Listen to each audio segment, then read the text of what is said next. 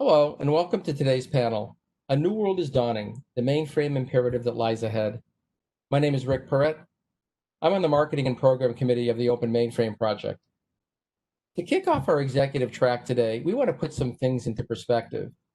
Look, 2020 has been a challenging year full of a lot of uncertainty. And with COVID among us, many people think that's really been the root cause of all that's been happening.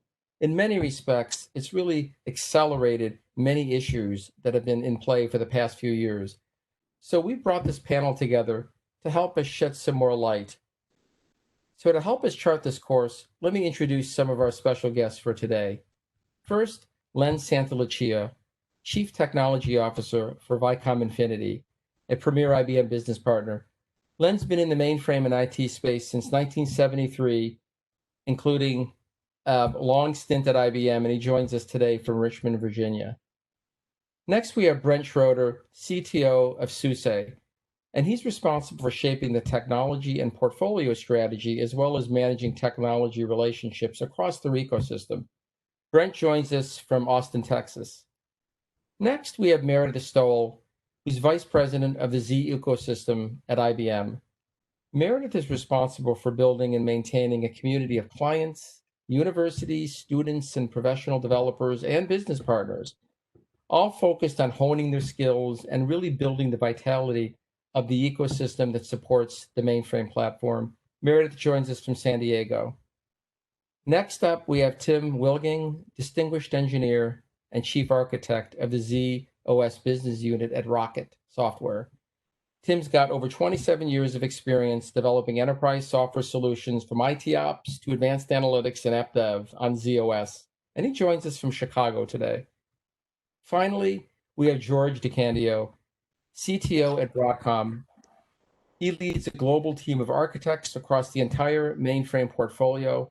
Prior to Broadcom, he spent 25 years at IBM, and he joins us today from Myrtle Beach.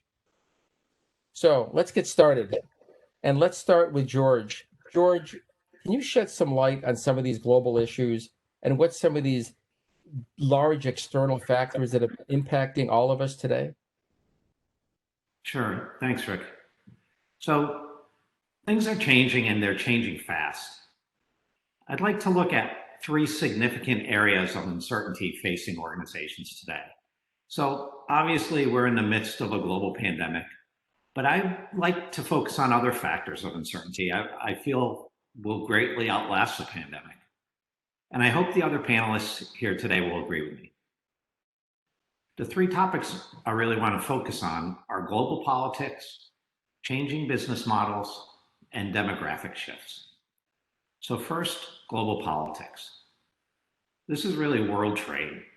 International trade relationships are decaying.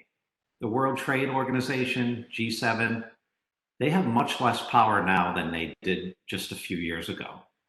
Countries are starting to create more direct unilateral relationships to one another. And this creates complexities for companies that want to do global trade. It's very difficult for global businesses. I have a firsthand example of this being with Broadcom, largely a semiconductor company. Last year, when it looked like we were going to have a trade embargo with China, our CEO had to announce to Wall Street that this was going to cause us a loss of over $2 billion annually. So you can see global politics can have a huge effect on international business.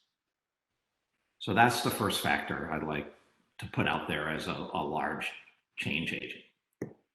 The second area affecting organizations is new business models. So obviously technology will continue to disrupt and create new business models, and this is nothing new, of course. But I believe it will continue to accelerate. No business is immune. Look at the disruptions over the past 10 years, right? Retail, disrupted by Amazon, an upstart bookseller. Entertainment, turned on its head by Netflix. Transportation, overnight, Uber and Lyft became global transportation companies. And even industries where it looks like you need a lot of capital to break in, like hotel and tourism, have been disrupted by players like Airbnb. So technology is obviously going to continue to disrupt business models. The other thing that will affect business models, increased consumer activism. So consumers continue to put their money in companies that they perceive are doing good. They like to back the underdog. Companies like Warby Parker and Tom's have sort of pioneered this buy one, give one to charity, which has become popular. And social issues like privacy and environmental friendliness are influencing which companies come out winners.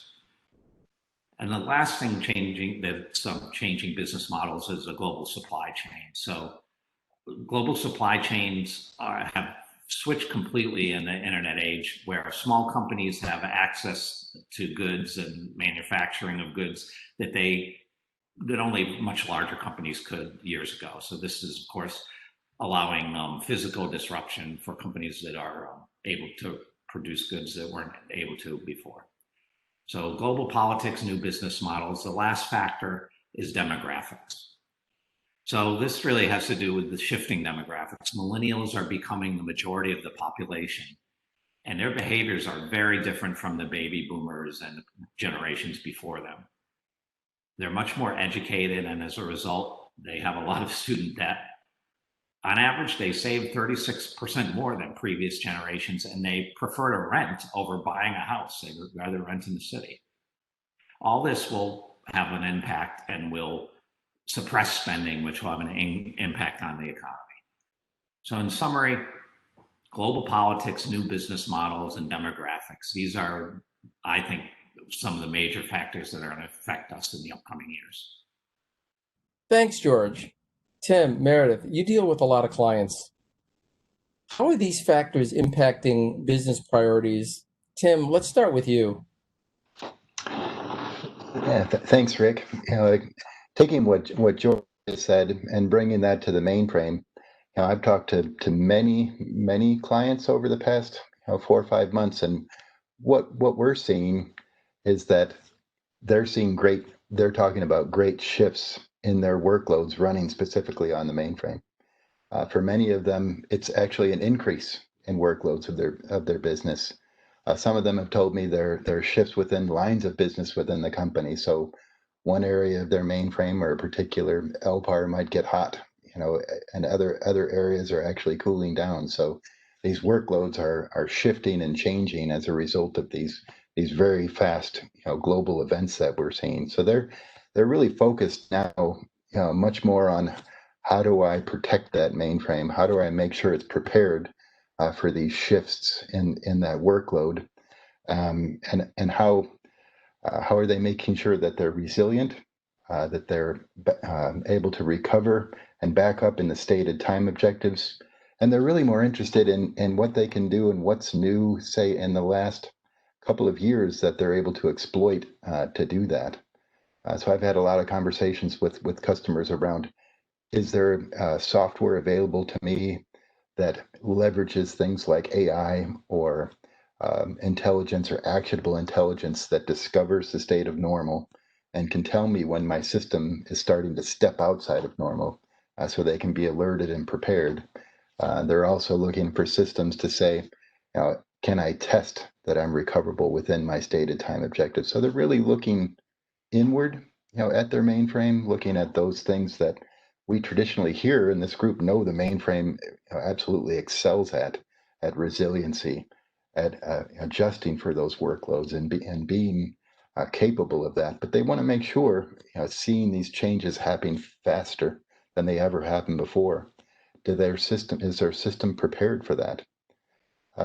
Another thing I hear is that how can we automate? How can we leverage and modernize and transform my mainframe so it takes care of more of that automation for me? The things that I'm focusing on, daily to how can I set up software that takes care of that for me, so I can focus more on the future. So they're looking for any sort of advantages they can take in automation. And then lastly, talking about that shift in workforce, that George talked about, as they're hiring more people and the people that know the mainframe are retiring, they're very, very interested in how can I make the mainframe more familiar? How can I make it more accessible? How can I make interacting with the mainframe more like any other system that's out there, more cloud-like, more Linux-like, more server-like? And we know there's software out there, and this is where open source plays a big role in making it more accessible. And they're looking at transforming even their development organizations more from waterfall to agile. So what systems are out there on the mainframe to help do that, to automate over those processes of building and testing and releasing that software? Even IBM themselves has gone to a continuous integration, continuous delivery model for many of the mainframe systems and software. So they're looking for their vendors to do that, and looking internally, saying, how can we do that on our mainframe so that we can adjust to these shifting priorities? We can look for competitive advantage by coming out with a new line of business very quickly. So how can they do that on their mainframe to make sure that they're agile and that they can come out with that very quickly? And again, open source plays a big part in that. Good point. Great points, Tim, and certainly Broadcom, where I work, we are very much focused on CI/CD as well, as far as continuous delivery and improvements. Meredith, can you give us the perspective from IBM? Absolutely. I'd like to kind of build a little bit on exactly what Tim and both George have been saying. In today's environment, the very nature of that IT infrastructure is truly being challenged by the sporadic and unforeseen workloads. The businesses need agility to dynamically scale and meet that compute capacity, but in a very non-disruptive, cost-effective, and dependable manner, in a way that delivers confidence, right, in the ability to respond to these unprecedented changes in demand.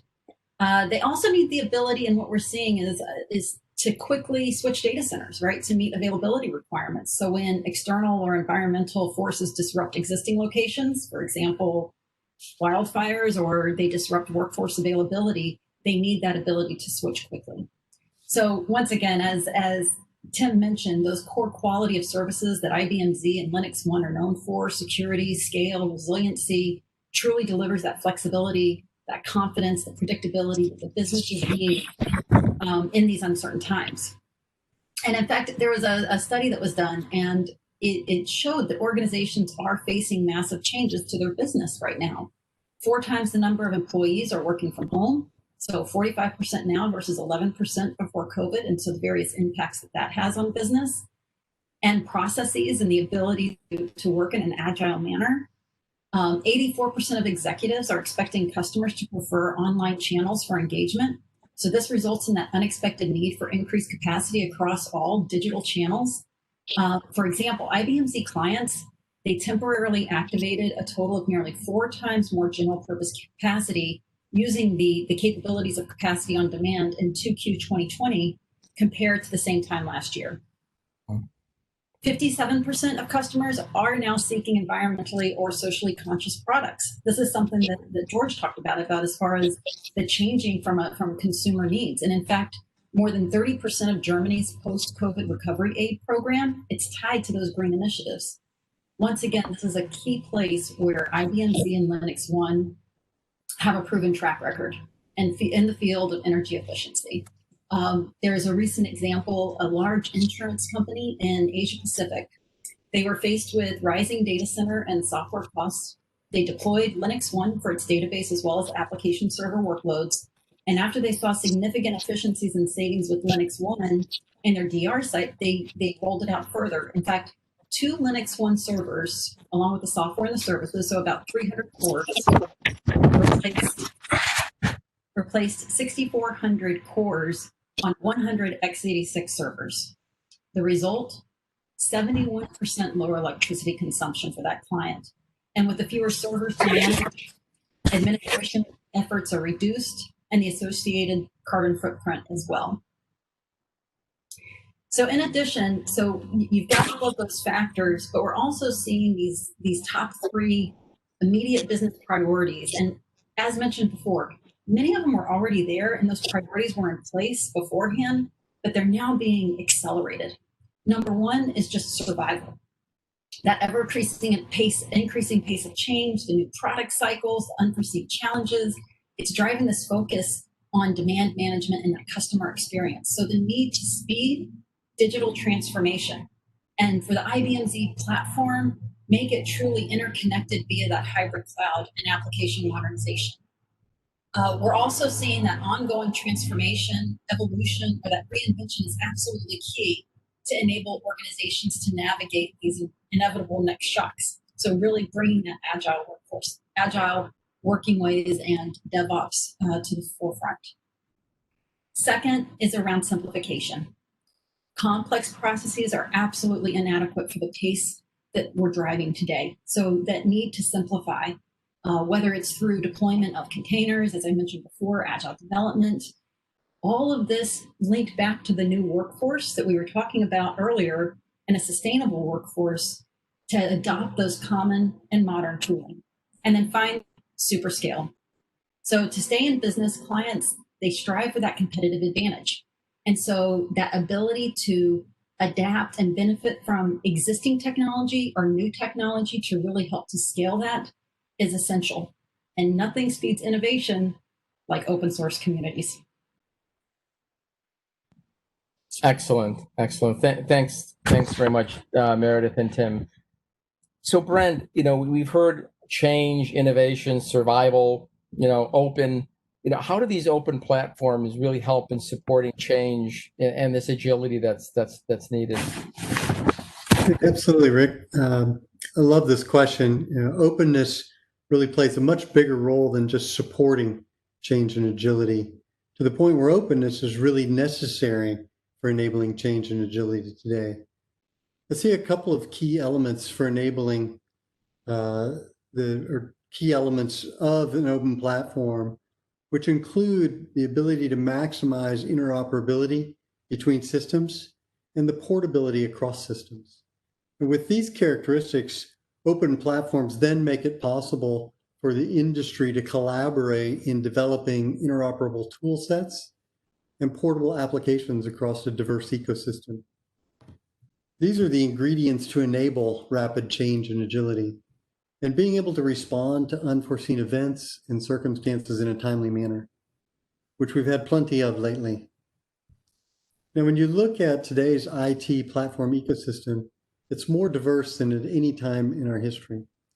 This diversity can be a challenge, then also it can be a great opportunity, potentially allowing developers and businesses to utilize the most optimal systems for the problem at hand, wherever that may be, but clearly is greatly simplified with the use of open platforms. Also on the challenging side, as we have been already discussing, in today's business environment, change and unforeseen events are a certainty, and businesses need to be able to respond real time if they're going to survive. Open platforms give businesses the agility to respond, to develop new applications connecting and managing disparate systems in new ways that may not have been anticipated weeks or even days before. This is the value of open systems to business in the context of the need for rapid change and agility. In the Open Mainframe project, there are numerous projects that enable the mainframe to be open to ecosystem and application developers to build upon, and for it to participate as a peer platform in the broader industry as change and evolution to cloud-native computing models continue to accelerate. Two great example projects that you're certainly hearing about this week include Zoe and Phaelong. Zoe is an open source software framework that provides solutions allowing development and operations teams to securely manage, control, script, and develop on the mainframe, just like any other cloud platform. And Phaelong, it enables RESTful API calls for virtual resource management for the ZVM hypervisor. Ultimately, projects like these open up the mainframe for businesses to use any number of operational and development tools commonly used across today's cloud-native ecosystem, simplifying change and enabling that agility to take advantage of the diversity of platforms available including the mainframe. All right, good. Thanks a lot. So, Len, last but not least, how does open complement the way the clients that you work with or have interacted with over time? How is open really complementing the way they're doing things today, and how do you envision that playing out in the future? Well, Rick, since open code is usually developed to be hardware architecture agnostic, it really helps take the guesswork out of selecting the architecture best suited to an application's attributes by eliminating the stress of having to choose a platform. And what I mean by this point is that it really helps greatly enhance client relationships very well because of taking the stress out of the equation. You see, every architecture has 3 dimensions of performance. That is I/O, compute, and data active in memory. And if you take a look at these alternatives that are available today, like x86, usually compute design point is what it is about. It's not their strength, it's not their weakness, it's their design point. As long as you use things for what they're designed to do, then you're doing the right thing by trying to satisfy the attributes of the application. Things like power, Exadata, their design points are a mix of compute and data active in memory. And then there's the Z that is most balanced of all the architectures. Its design point since its inception in April 7th, 1964, to be exact. It's always been that way and will always remain that way. There's something else that's going on in the marketplace today, and there's a lot what I would call camouflaging by vendors that are using creative names like hyper-converged infrastructure, which is really no more than x86 under the covers of a software layer. Now take into consideration also the qualities of service of the Z. Superior in security, compression, sort, resiliency, availability. And what this has done for clients is it has placed the Z at the top of their list now for open source systems for today, especially open hybrid multi-cloud environments. Thanks, Len. So, look, we've covered a lot in very little time. And so what I'd like to do is to give each panelist a parting shot, not at each other, but 60 seconds, no more. Give us your parting thought. Meredith, let's start with you. All right. I would say place transformation at the center of your strategy. Embrace and adopt modern open source standards and tooling, and really focus on application modernization to create that interconnected digital experience, all with security, resiliency, scalability of IBM Z and Linux One at the core. Excellent. George. Thanks, Rick. So if you learned anything from this panel discussion today, hopefully it's that the future is filled with uncertainty and business challenges. And in order to address these challenges, we need to remain agile and open. Embracing open is one of the best ways to stay agile in your mainframe development and your operations. And you can play a key role in this. You should demand that your mainframe vendors and partners embrace an open strategy so you can take advantages of the innovations going on in open source. Thanks, Rick.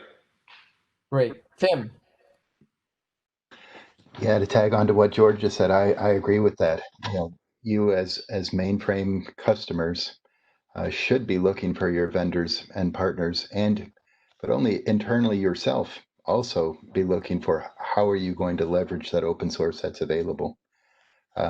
I can say firsthand that leveraging open source has accelerated, really provided new capabilities in the commercial software that we're offering, both in development methodology, the languages that we were able to choose, and then the wealth of open source that we were able to leverage, to produce that.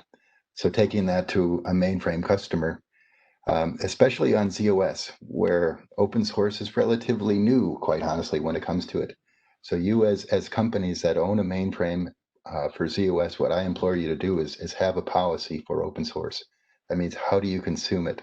How do you install it? Who are you getting support from as you're leveraging that open source? But then, how are you contributing back? Are you adding to that? Are you building that community? And this is something that's, again, fairly new to ZOS on the mainframe. So I'd say make sure, if you're a leader, in ZOS at your organization, get your thought leaders together, create that policy, put it out there, and then make sure you're leveraging this great technology that's out there of open source. Okay, Tim, you may have exceeded a little bit of your time, but that's fine. Brent, how about you? Yeah, thanks, Rick. I see great passion and enthusiasm here at the Open Mainframe Project, and I love it. The mainframe continues to play an important role in the diverse IT ecosystem.